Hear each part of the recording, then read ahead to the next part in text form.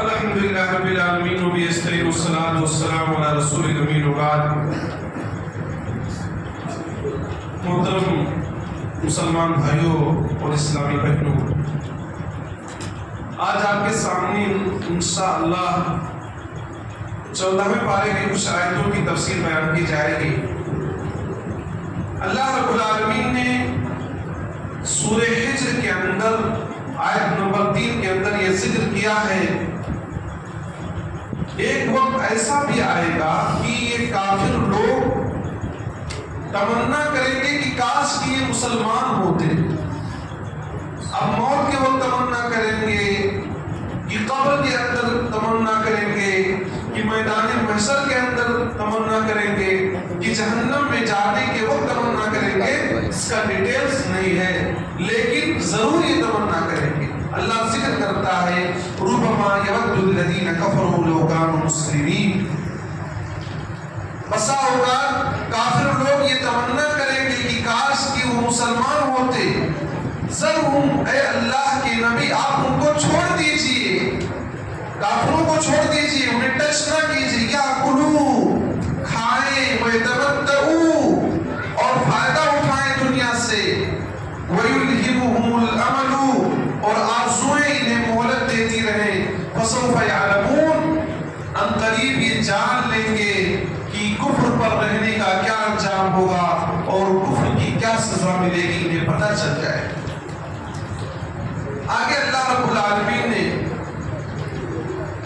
سورہ حجر آیت نمبر 9 کے اندر قرآن مجید کی حفاظت کی گارنٹی کی ضمانت لی. اللہ فرماتا اِنَّا نَحْنُ نَزَّلْنَا الذِّكْرَ وَإِنَّا لَهُ لَحَافِظُونَ، کہ ہم نے یہ قرآن مجید کو نازل کیا ہے، ہم ہی اس کی حفاظت کریں گے. قرآن مجید کی حفاظت کی گارنٹی اللہ نے خود لے لی ہے.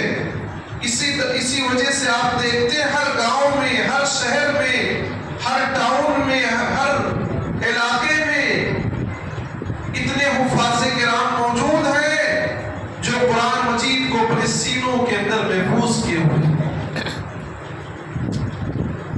یوں تو آسمانی کتاب تورات بھی تھی، زبور بھی تھی، انجیل بھی تھی، صحف ابراہیم، صحف موسیٰ بھی آسمانی کتابیں ہیں، لیکن اللہ تعالیٰ نے ان کی حفاظت کی گارنٹی نہیں دی تھی. اسی وجہ سے ان کے علماء نے، ان کے رؤساء نے، ان کے مالداروں نے اس میں ہیرا پھیری کر دیا، اس میں تبدیل کر دیا، تحریف کر دیا، بدل دیا، مطلب کے لیے استعمال کیا. قرآن مجید کی حفاظت کی گارنٹی چونکہ اللہ تعالیٰ نے لی ہے، یہ قرآن مجید اسی لیے محفوظ ہے. کہیں کا بھی مسلمان ہو، سعودی عربیہ، قطر، کویت، ہندوستان، کہیں کا بھی مسلمان ہو، ہر ایک کا ہے قرآن کو پڑھ رہا ہے، زیر و زبر کا فرق نہیں آ رہا. یہ اس بات کی دلیل ہے کہ واقعی یہ کتاب کی حفاظت ہوئی ہے اور اس میں ذرہ برابر تبدیلی نہیں کی گئی. آگے اللہ رب العالمین نے ابراہیم علیہ السلام کے مہمان کے بارے میں ذکر کیا. وَنَبِّئْهُمْ عَنْ ضَيْفِ إِبْرَاهِيمَ، ان لوگوں کو ابراہیم کے مہمان کے بارے میں ذکر کی تھی. اِذْ دَخَلُوا عَلَيْهِ فَقَالُوا سَلَامًا، فرشتے حضرت ابراہیم علیہ السلام کے پاس آئے اور سلام کیا. اور ایک آیت میں اللہ تعالیٰ نے ذکر کیا کہ حضرت ابراہیم علیہ السلام گھر کے اندر چلے گئے، بھنے ہوئے بچڑے کا گوشت لا کر مہمان کے سامنے پیش کر دیا.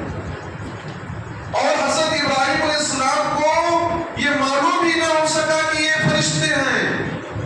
جب دیکھا کہ بھنا ہوا بچڑے کا گوشت ان کے سامنے موجود ہے اور یہ توجہ نہیں دے رہے، کھا نہیں رہے، تو ایسے موقع پر ابراہیم علیہ السلام گھبرا کے ڈر گئے. تو ان لوگوں نے کہا ڈرنے کی ضرورت نہیں، ہم قوم لوط کو مٹانے کے لیے آئے. اور یہاں پر اللہ تعالیٰ نے ذکر کیا، جب آئے تو انہوں نے سلام کیا تو حضرت ابراہیم علیہ السلام نے کہا ہم تم سے ڈر گئے. قال لا توجل، ڈرو نہیں، گھبراؤ نہیں. انا نبشرک بغلام علیم، ہم تمہیں ایک ایسے بچے بچے کی خوشخبری دے رہے ہیں، جو بچہ ہوشیار ہوگا، علم والا ہوگا، جانکار ہوگا۔ تو حضرت ابراہیم علیہ السلام نے کہا اس بڑھاپے میں یہ اللہ کی بہت بڑی مثالی ہے۔ کہا ہاں، مایوس ہونے کی ضرورت نہیں، اللہ کا آرڈر ہے، حکم ہے۔ ابراہیم علیہ السلام نے کہا وَمَن يَقْنَطُ مِن رَحْمَتِ رَبِّهِ إِلَّا الضَّالُّونَ، اللہ کی رحمت سے گمراہ لوگ ہی مایوس ہوتے ہیں۔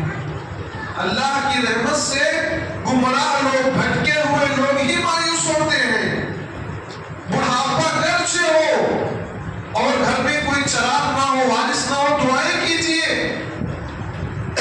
اللہ رب العالمین کی مرضی اگر رہی شامل تو اللہ رب العالمین ضرور اولاد سے نوازے گا۔ اور حضرت ابراہیم علیہ السلام کے ساتھ یہی معاملہ ہوا کہ بڑھاپے میں اللہ رب العالمین نے ان کو ان کے بڑھاپے کا سہارا عطا کیا اور فرشتے کے ذریعے خوشخبری دیا۔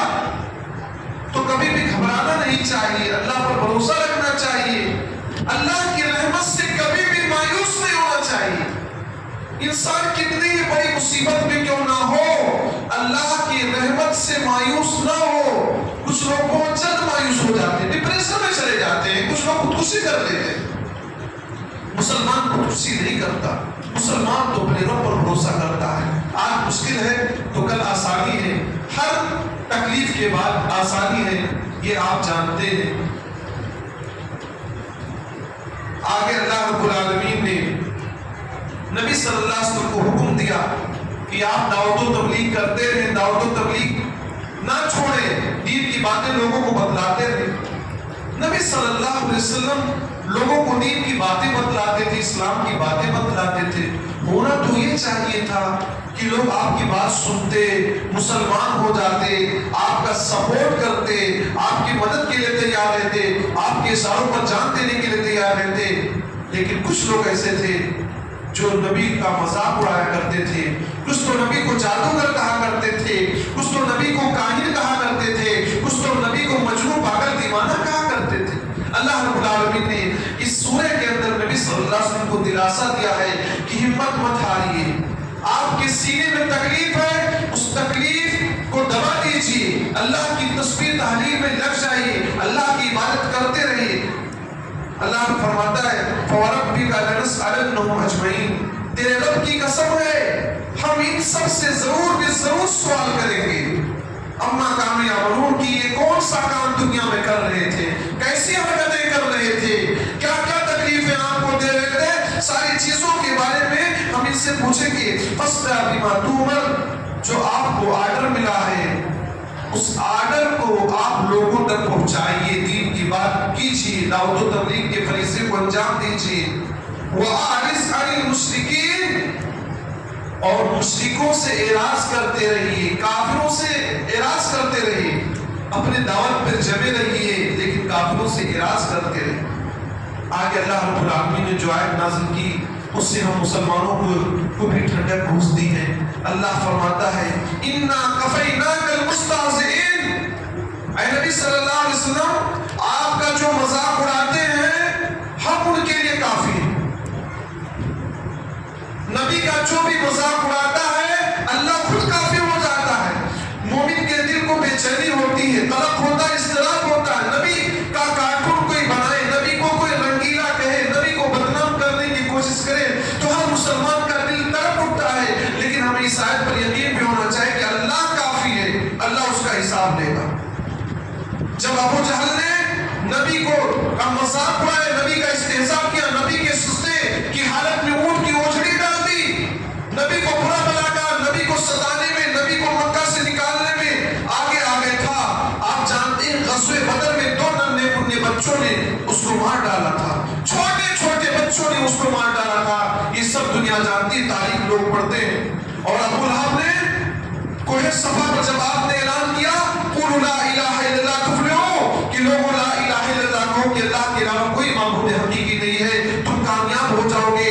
تو وہاں ابو لہب نے تکبرانہ انداز میں نبی کو بھلا کہا تھا تبا لک یا محمد لہذا جمعتنا، اے محمد صلی اللہ علیہ وسلم تم برباد ہو جاؤ، اسی لیے ہم کو جمع کیا تھا۔ تو اللہ تعالیٰ نے آپ کے دفاع میں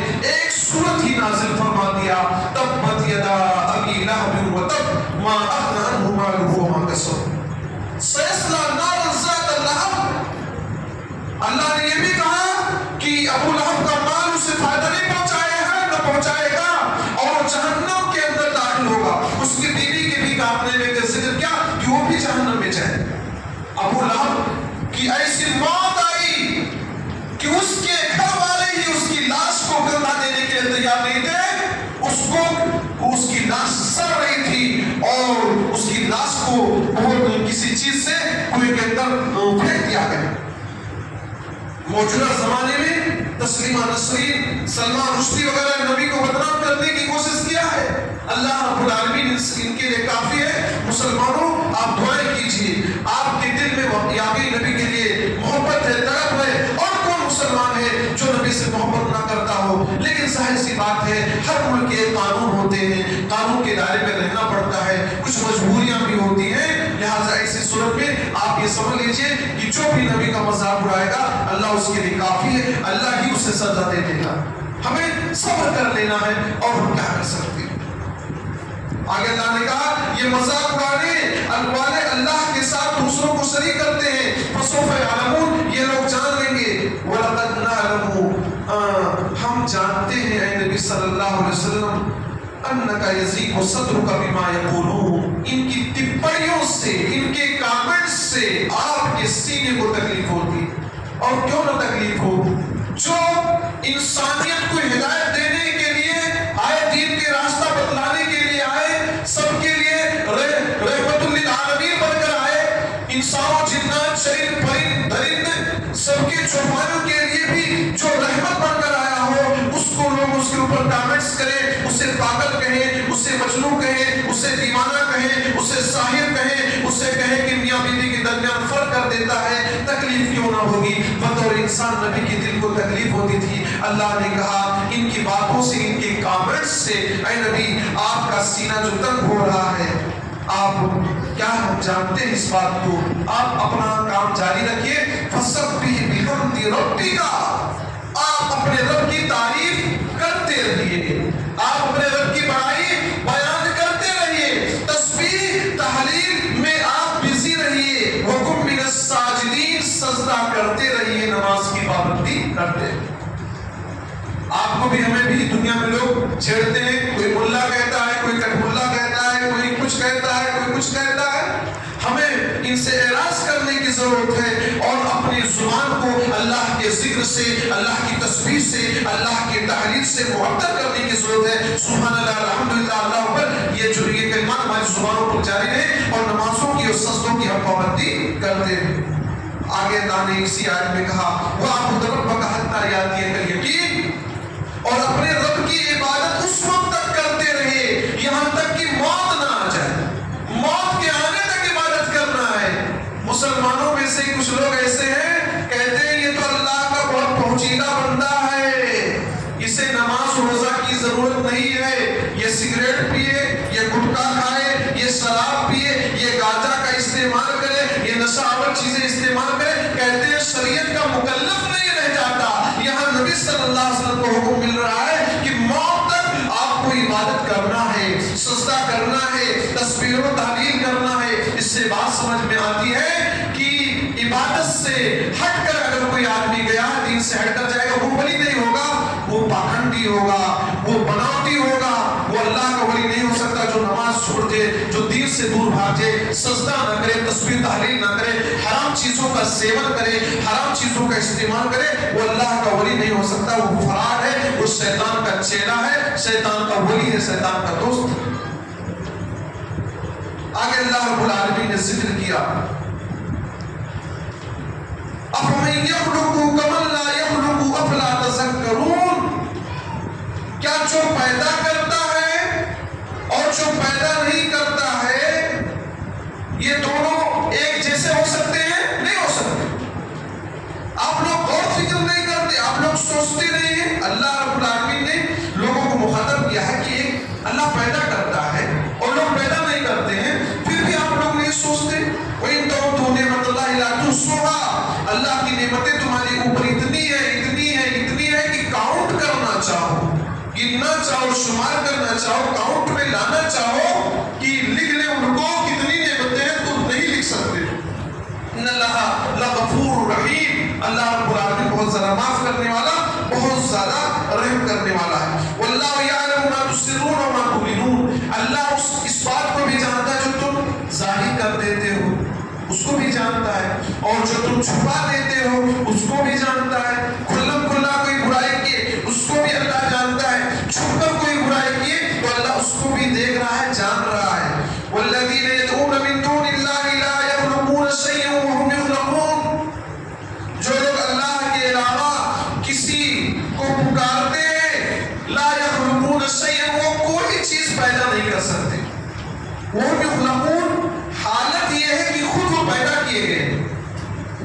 اللہ کے علاوہ جن کی بھی عبادت ہو رہی، شجر، حجر، کنکر، پتھر یا اور بھی کوئی چیز ہے، کیا ہے، بزرگ جنہیں لوگ کہتے ہیں قبروں کے اندر مدفون ہے، اللہ فرماتا ہے وہ یخلقون، انہیں خود پیدا کیا گیا ہے، یہ خالق نہیں ہے، انہیں خود پیدا کیا گیا ہے، اموات غیر احیاء، یہ تو مردے ہیں، انہیں شعور ہی نہیں ہے، انہیں شعور ہی نہیں ہے، انہیں پتہ ہی نہیں ہے کہ ہمارے پاس آ کر کوئی ہمیں بلا رہا ہے، وما یشعرون ایان یبعثون، انہیں تو یہ تک نہیں معلوم کہ قیامت کے دن کب ان کو اٹھایا جائے گا، اتنا بھی نہیں پتا، اور یہ لوگ ان کے پاس اپنی مدد لے کر جاتے ہیں، اپنی پریشانی اور اپنی مقابلت لے کر جاتے ہیں۔ اللہ رب العالمین نے دور جاہلیت کے ایک گھناؤنے حرکت کو ذکر کیا۔ دور جاہلیت میں بہت بڑی برائی پائی جاتی تھی، وہ برائی مسلمانوں کے اندر بھی ہے، مسلمانوں کیا پوری دنیا کے اندر ہی برائی پائی جاتی ہے۔ اللہ ذکر کرتا ہے کہ جب ان کو کسی لڑکی کی پیدائش کی خوشخبری دی جاتی تھی تو چہرہ کالا ہو جاتا، بلیک ہو جاتا چہرہ، کیسے کسی کا کہ رنگ اتر گیا۔ لڑکی پیدا ہوتی تھی نا، بچی پیدا کرنے ہوئی تو اس کا چہرہ کالا ہو جاتا تھا۔ اللہ نے وہی ذکر کیا، آج بھی یہی ماحول ہے، لڑکی پیدا ہوتی تو لوگ اتنا خوش نہیں ہوتے، کچھ لوگ منحوس تک سمجھتے ہیں، کچھ لوگ طلاق تک دے ڈالتے ہیں۔ بھلا عورت کو کیا اختیار، عورت کو کیا اختیار، ساری چیزیں اللہ کی مرضی سے ہوتی ہیں۔ وَإِذَا بُشِّرَ أَحَدٌ بِالْأُنثَىٰ ظَلَّ وَجْهُهُ مُسْوَدًّا وَهُوَ كَظِيمٌ، اور جب ان میں سے کسی کو لیڈیز کی بچی کی خوشخبری دی جاتی تھی کہ بچی پیدا ہوئی ہے تو اس کا چہرہ کالا ہو جاتا، وہ کظیم، اور تکلیف میں چلا جاتا تھا۔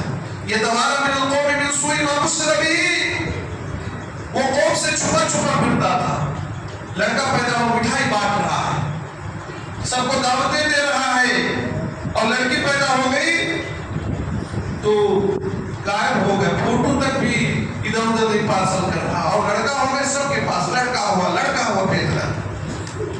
يَتَوَارَىٰ مِنَ الْقَوْمِ مِنْ سُوءِ مَا بُشِّرَ بِهِ، جو بشارت دی گئی ہے اس کو سن کر وہ لوگوں سے چھپا پھرتا تھا، سوچتا تھا أَيُمْسِكُهُ عَلَىٰ هُونٍ، کیا ذلت پر اس لڑکی کو روکے رکھے۔ ان کے ہاں ایک چیز یہ بھی داماد بنانا پڑے گا، کسی کو لڑکی کی شادی کرنا پڑے گا، داماد بنے گا، وہ ذلت اپنے لیے سمجھتے تھے۔ اب یا تو صوفی دعا، یا یہ سوچتے تھے کہ لڑکی کو قبر کے اندر زندہ دفن کر دیا جائے۔ اللہ سامع یحکمون، خبردار کیا یہ برا وہ فیصلہ کرتے تھے، پیدا ہونے کے بعد رکھے کہ نہ رکھے وہ یہ سوچتے تھے۔ آج کیا ہے، بہت ساری جگہوں پر دیکھا کہ الٹرا ساؤنڈ کے ذریعے سے اگر پتہ لگا لیا کہ پیٹ میں لڑکی ہے تو ہماری مائیں بہنیں کیا ہے، ان کی بھی بڑی کمیاں، خود ماں ہو کر لڑکی سے نفرت کرتی، خود ماں ہے، لڑکی کی شکل میں، عورت کی شکل میں خود ہے، لیکن لڑکی کی پیدائش کو یہ خود منحوس سمجھتی ہے اور اپنا راضی بھی ہو جاتی ہے، اور بچے گرا دیتی، ڈاکٹروں سے کہہ کر اس کو کیا ختم کروا دیتی۔ ذرا سوچئے کہ وہ لوگ تو پیدا ہونے کے بعد یہ سزا دیتے تھے، پیٹ ہی میں آج کے لوگ مار ڈال رہے ہیں۔ اللہ تعالیٰ فرماتا ہے وَإِذَا الْمَوْءُودَةُ سُئِلَتْ بِأَيِّ ذَنبٍ قُتِلَتْ، قیامت کے دن سوال ہوگا زندہ درگور کی ہوئی لڑکی سے، پوچھا جائے گا کس جرم کی وجہ سے اسے قتل کیا گیا ہے۔ تو اگر اس طرح کی حرکت کوئی کرتا ہے تو بہت بڑا جرم، بہت بڑا پاپ کر رہا ہے، ایسا جرم کوئی بھی انسان ہرگز نہ کرے، ہرگز نہ کرے۔ ایک آیت جو بہت مشہور ہے، ہر خطبہ جمعہ میں خطیب اس آیت کو پڑھتا ہے، اس کا ترجمہ میں آپ کو بتلا دوں۔ ان اللہ یامر بالعدل والإحسان وإیتاء ذی القربى وینہی عن الفحشاء والمنکر والبغی یعظکم لعلکم تذکرون۔ خطیب دوسرے خطبے میں اکثر خطیب ہر جگہ یہ بات پڑھتے ہیں۔ اسلام کی بہت اہم چیزیں اس آیت میں بیان کی گئی، اسی لیے ہر جمعہ کے اندر یاد دلایا جاتا ہے۔ چونکہ ہم لوگ عربی زبان نہیں سمجھتے ہیں، کیا ہے ہر قوم کی الگ الگ لینگویج ہے، کوئی تیلگو بولتا ہے، کوئی کنڑ بولتا ہے، کوئی اردو بولتا ہے، کوئی انگلش بولتا ہے، تو اس کا معنی مطلب نہیں سمجھتے، تو اس میں لذت نہیں ملتی۔ اس میں بہت پوائنٹ کی بات ہے، سماج اس چیز کی بنیاد پر ٹک سکتا ہے. ان اللہ یامر بالعدل، اللہ تعالیٰ عدل کا، انصاف کا حکم دیتا ہے. جب فیصلہ کرو حق کے ساتھ فیصلہ کرو. آپ کا سگا بھائی کسی کے ساتھ ہے، وہ ظلم ہے کر رہا ہے، تو اس کے حق میں نہ جاؤ، اس کے فیور میں نہ جاؤ، دوسرے کے فیور میں جاؤ جو حق کے ساتھ ہے. والإحسان، اللہ رب العالمین احسان کا حکم دیتا ہے. احسان کے 3 معنی ہوتے ہیں. احسان کا معنی حسن سلوک کیجئے، عفو درگزر کیجئے، لوگوں کو معاف کیجئے. احسان کا ایک معنی یہ ہوتا ہے حق واجب سے زیادہ عطا کیجئے. کیا مطلب ہے اس کا؟ آپ کے یہاں کوئی مزدور مزدوری کرتا ہے، 500 روپے ایک دن کا ہوتا ہے، 500 روپے ایک دن کا ہو رہا ہے، آپ دینے کے وقت 510 دے دیے، 520 دے دیے، 550 دے دیے. اللہ اس بات کو حکم دیتا، حق مارنے کا حکم نہیں دے رہا ہے، حق زیادہ کر دینے کا حکم دے رہا. اللہ کہہ رہا ہے کہ مزید دے دیا کرو. آپ کسی کوئی مزدور 1000 آپ کے نوکری کر رہا ہے، آپ 10-20 روپے زیادہ دے دیے نا، اتنا خوش ہو جائے گا، کل آدھا گھنٹہ پہلے آ کر آپ کا کام شروع کر دے گا. نہیں تو آپ غائب ہو جاؤ گے، چپ مار کر بیٹھے گا. اگر آپ سے وہ خوش رہے گا تو کیا ہے، بہت محنت سے کام کرے گا. اللہ تعالیٰ نے حکم دیا کہ احسان کیجئے. احسان کیا ہے؟ اجرت جو متعین ہے اس سے زیادہ دیجئے، اس سے زیادہ دیجئے. تیسرا مفہوم اس کا کیا ہوتا ہے؟ عمل میں اخلاص ہونا چاہیے، عبادت کو اچھے طریقے سے انجام دینا چاہیے. فَإِذَا قَتَلْتُمْ فَأَحْسِنُوا الْقِتْلَةَ، جب جانور ذبح کرو تو اچھی طرح سے ذبح کرو، چھری وری تیز کر کے جانور کو ذبح کرو، جانوروں کو آرام پہنچاؤ. اور نماز پڑھو، أَن تَعْبُدَ اللَّهَ كَأَنَّكَ تَرَاهُ فَإِن لَّمْ تَكُن تَرَاهُ فَإِنَّهُ يَرَاكَ. حدیث جبریل میں ہے کہ جبریل نے پوچھا تھا نبی سے احسان کسے کہتے ہیں، تو اللہ کے نبی نے کہا تھا کہ تم اللہ کی بات ایسے کرو گویا تم اللہ کو دیکھ رہے ہو. اگر یہ تصور دل میں نہ آئے تو اتنا سوچو کہ اللہ تمہیں دیکھ رہا ہے. کھڑے ہو تو صحیح سے کھڑے ہو، اس میں کھیلو نہیں، اس میں اپنے کپڑوں سے نہ کھیلو، اپنی داڑھی سے نہ کھیلو، اپنے بال سے نہ کرو. سنجیدگی سے، متانت کے ساتھ، خشوع کے ساتھ آپ کھڑے ہو جائیں. وَإِيتَاءِ ذِي الْقُرْبَىٰ، اللہ تعالیٰ حکم دیتا ہے کہ قریبی رشتہ داروں کو دیتے رہو. سب جگہ تقسیم کر لو، صدقہ کر لو، خیرات کر لو. رشتہ دار ہی کو نہیں دے رہو، بیچارہ کہاں جائے گا مانگنے کے لیے؟ وَيَنْهَىٰ عَنِ الْفَحْشَاءِ، اللہ فحش کاموں سے، برے کاموں سے، منکرات سے، والبغی، زیادتی سے روکتا ہے. اللہ ان چیزوں کی تمہیں وصیت کرتا ہے، نصیحت کرتا ہے تاکہ تم نصیحت حاصل کرو، تاکہ تم عبرت پکڑو. تو معزز مسلمان بھائیو، یہ آیت بہت اہم آیت ہے، اس پر غور کرنے کی ضرورت ہے، اس پر عمل کرنے کی ضرورت ہے. قرآن مجید کی ہر آیت غور و فکر کے، تدبر کے لائق ہے. ایک ایک آیت پہ ایک خطاب ہو سکتا ہے، 10 پروگرام ہو سکتے ہیں، لیکن ظاہر سی بات ہے وقت کی تعمیل کبھی بھی رہتی ہے، سب چیز کا خیال رکھنا پڑتا ہے. اللہ رب العالمین سے دعا الہی کہنے سننے سے زیادہ تمام مسلمان بھائیوں کو عمل کرنے کی توفیق دے. الہی جو مسلمان پریشان حال ہیں ان کی پریشانی کو دور فرما دے. آمین. وآخر دعوانا